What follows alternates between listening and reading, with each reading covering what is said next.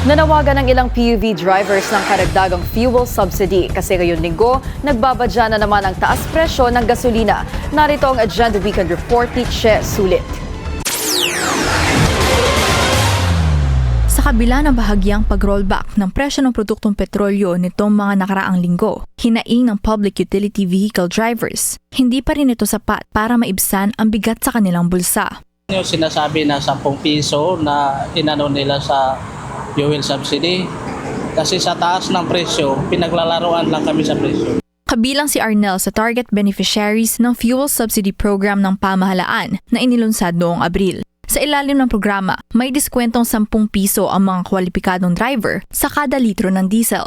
Una na ring iniulat ng Energy Department, umabot na sa 44.6 million pesos ang na-disburse sa ilalim ng programa. Pero nanawagan din ang iba pang PUV drivers and operators. Isama na rin sa inisyatiba ang gasoline-powered vehicles. Sa paparating na Martes, mixed price movements na naman ang aasahan ng mga motorista. Batay sa full-week movement ng Minoflat Singapore at foreign exchange averages, posibleng mag-rollback ang presyo ng diesel ng higit 3 pesos and 50 centavos kada litro. May posibleng price hike naman ang gasoline. Tinatayang aabot ng 1 piso ang patong dito kada litro. Ayon sa informant ng Billionaire News Channel, bumaba ang presyo ng diesel at iba pang middle distillates matapos lumuwag ang supply pressures.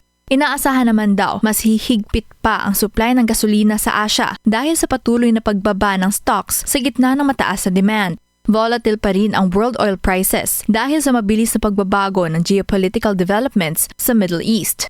Sa panayam ng media kay Energy Secretary Sharon Garin, sinabi niyang kailangan maging vigilant dahil posibleng sumirit ulit ang presyo ng petrolyo sa pagsasara ng Strait of Hormuz. Ani Garin, malaking hamon dito ang supply dahil bumabalik na sa dating gawi ang consumption. Kailangan daw bumalik sa pagtitipid. Posible ring higpitan ng ahensya ang pagpapatupad ng oil price hike para mabawasan ang bigat ng mga patong para sa mga consumer.